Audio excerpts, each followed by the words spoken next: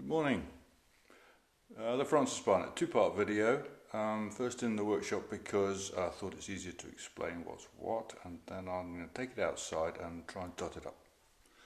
So, this is a Francis Barnett Falcon 58, confusingly made in 1953.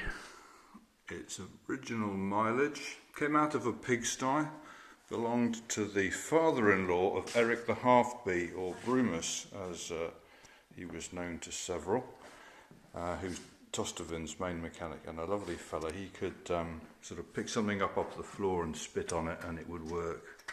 You seem to have got a few seats, springs hanging around here.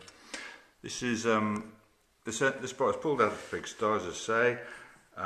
It's a very early shock absorber thing. If you turn the bike upside down, the oil pours out of these primitive shock absorbers. You actually top the oil up in here. The back end, I got the right mudguard for it. I put a temporary one on because this section was all rotted away. That's the original number plate and the like.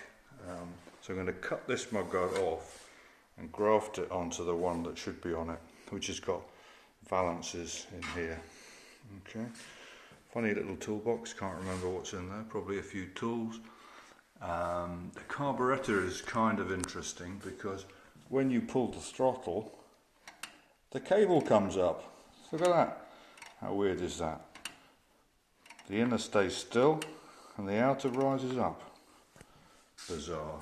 There we are. It's a 3-speed 197 Villiers.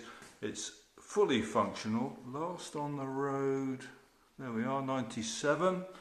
You think that lot doesn't work, don't you? But look at that, whatever that is. Voltage control, rectifier, God only knows. But there we are, completely rebuilt engine, works really well. Forks are, what's this?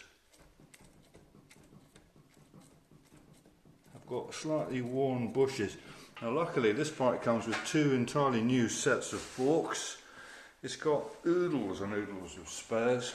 Everything seems to work on it. You have actually got to have a massive, see that? To get to there, you've got to have a 10-inch finger in order to use the built-in brakes.